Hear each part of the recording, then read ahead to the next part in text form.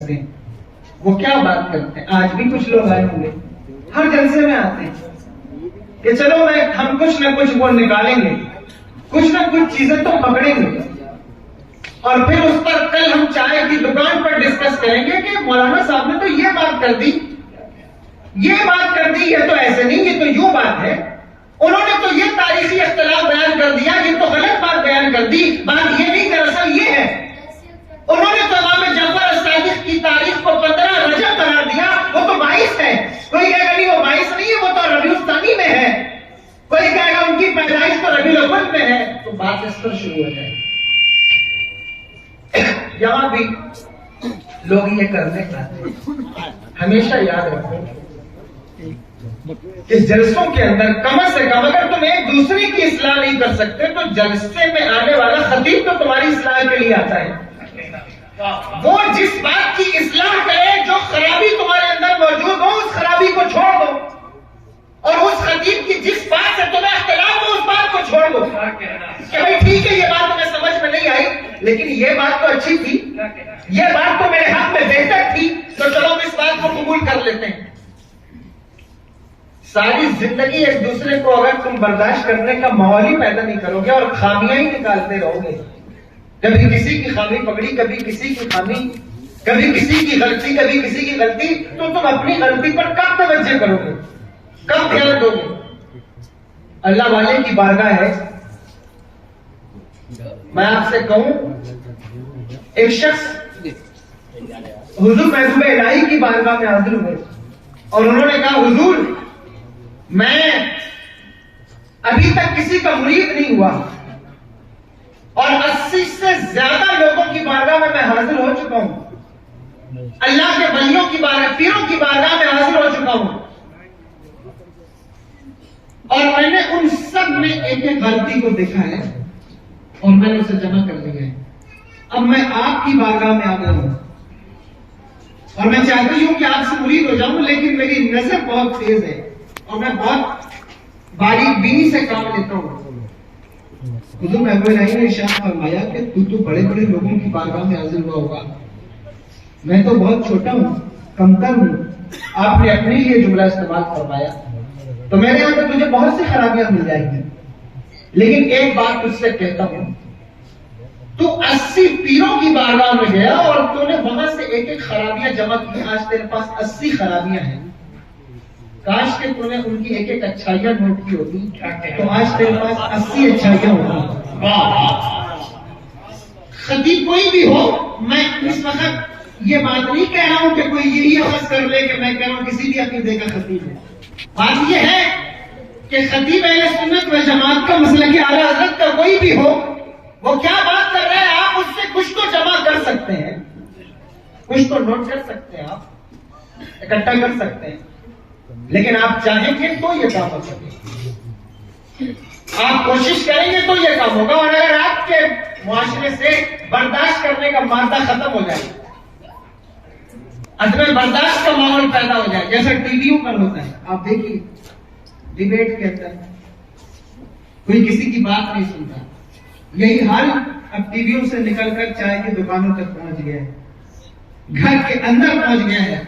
باپ بیٹے سے کوئی بات کرے تو وہ آپس میں وہی لڑ جاتے ہیں کہ نہیں ابا آپ کو سمجھ میں نہیں آتا، میں جو بات کہہ رہا ہوں وہ زیادہ بہتر ہے، برداشت کرنے کا ماحول ختم ہو گیا۔ اگر یہ ماحول یوں ہی چلتا رہا، یوں ہی چلتا رہے اور قانون کا ڈر نہ ہو تو لوگ ایک دوسرے کا گلا گھونٹ دیں کہ صاحب یہ تو میری بات ہی نہیں مان رہا ہے، تو چلو اس کو ختم کر دیا،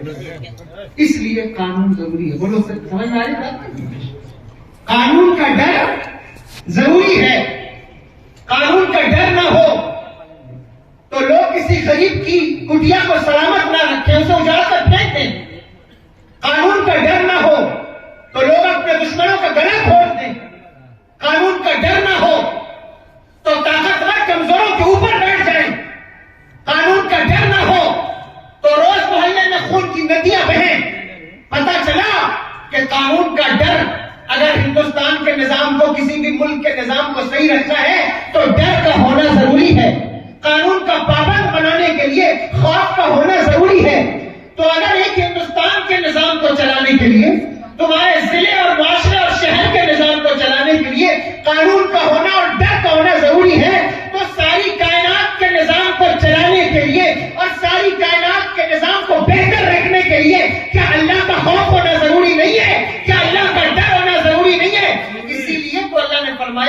کہ اے ایمان والو اللہ سے ڈرو، اللہ کا خوف کرو، کیونکہ جب تم اللہ سے ڈرنے لگ جاؤ گے، اللہ کا خوف تمہارے اندر پیدا ہوگا تو تمہارے معاشرے میں سدھار پیدا ہوگا، تمہارے بچے، تمہارے نوجوان، تمہاری بچیاں، تمہاری بیویوں کی آنکھوں میں حیا پیدا ہوگی، تمہاری بچیوں کے سر پہ دوپٹے سلامت رہیں گے۔ جب تم اللہ سے ڈرنے لگو گے تو پھر تمہارے یہاں کوئی گالی بکنے والا نہیں ہوگا۔ جب تم اللہ سے ڈرنے لگو گے تو تمہاری راتیں موبائل پر ننگی تصویریں دیکھ کے نہیں گزرے گی۔ جب تم اللہ سے ڈرنے لگو گے تو معاشرے میں، محلے میں، نکڑ پہ، گلی پر، چائے خانے کی دکان پر، یہاں تک کہ ممبر بھی ایک دوسرے کے گریبان نہیں نوچتے پھرو گے بلکہ خلوص کا مظاہرہ کرتے پھرو گے۔ جب تم اللہ سے ڈرو گے تو تم اپنے معاشرے کی بھی حفاظت کرو گے، اپنے بیوی بچوں کی بھی حفاظت کرو گے، اپنے قدموں کی بھی حفاظت کرو گے، اپنے نگاہوں کی بھی حفاظت کرو گے۔ مسئلہ یہ ہے کہ اللہ سے ڈرو، اللہ کا خوف پیدا کرو۔ اور میں تم سے کہتا ہوں، آپ سب سے کہتا ہوں، اللہ کا خوف پیدا کرو، اللہ سے ڈرو۔ اصلاح معاشرہ پر جتنی گفتگو تم کو سننی ہو، کرانی ہو، کراؤ، لیکن ایک بات یاد رکھنا، اس وقت تک تمہارے معاشرے کی اصلاح نہیں ہو سکتی جب تک تمہارے دل میں خوف خدا پیدا نہیں ہوگا، جب تک تمہارے دل میں اللہ کا ڈر پیدا نہیں ہوگا، جب تک تمہارے دل میں اللہ کا خوف نہیں آئے گا تمہارا معاشرہ سدھر نہیں سکتا، تمہارا معاشرہ کامیاب نہیں ہو سکتا۔ لڑکیوں کو بھولتے وقت، لوگوں سے رشوت لیتے وقت، اللہ اکبر، کسی کے پیٹ پیچھے اس کی برائی کرتے وقت، کسی کی غیبت کرتے ہوئے، کسی کی چغلی کرتے ہوئے، کسی عالم کو گالی دیتے ہوئے، جب تک تمہارے دل میں اللہ کا خوف نہیں آتا تمہارے معاشرے کی اصلاح نہیں ہو سکتی، تمہارا معاشرہ سدھر نہیں سکتا۔ اللہ کا خوف پیدا کرو، اللہ سے ڈرو، ورنہ یاد رکھنا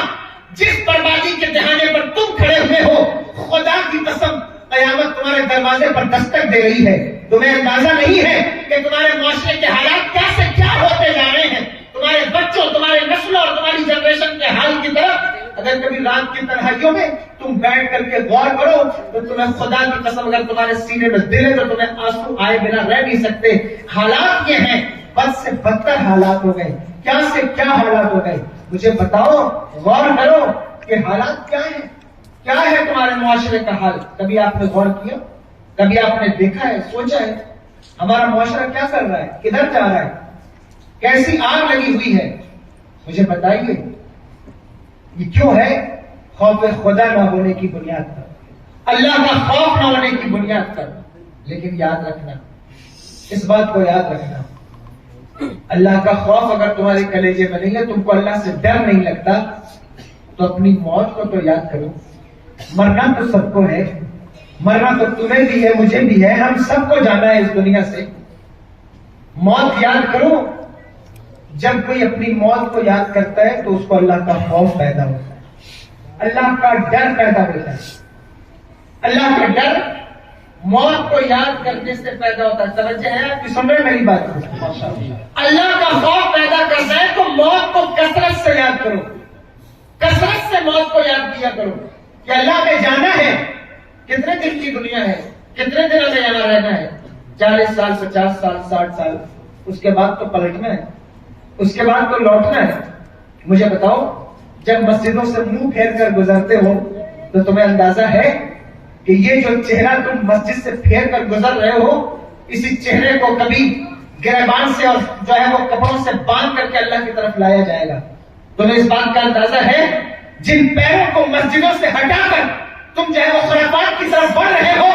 تمہارے بڑھنے کے بعد تمہارے پیروں کے انگوٹھے باندھ دیے جائیں گے۔ کہاں بھاگ کر جاؤ گے، کہاں نکل کر جاؤ گے؟ بھاگ نہیں سکتے، نکل نہیں سکتے۔ تمہیں آنا تو اس کی طرف ہے، پلٹنا تو اس کی طرف ہے۔ آج ہی کیوں نہیں پلٹ جاتے؟ آج ہی کیوں نہیں اس کی بارگاہ میں آ جاتے؟ آج ہی کیوں نہیں اس کی بارگاہ میں سر خم تسلیم، آج ہی کیوں نہیں اس کی بارگاہ میں سر رکھ دیتے؟ اے میرے مالک، غلطی ہو گئی، 40 سال کا ہو گیا، 50 سال کا ہو گیا، 60 سال کا ہو گیا، تیری دی ہوئی نعمتیں کھا کھا کر میرے دانت ٹوٹ گئے، میرے بال سفید ہو گئے، لیکن لوگوں کی برائیاں کرتے زبان نہیں تھکی، لوگوں کی غیبت کرتے ابھی تک تمہیں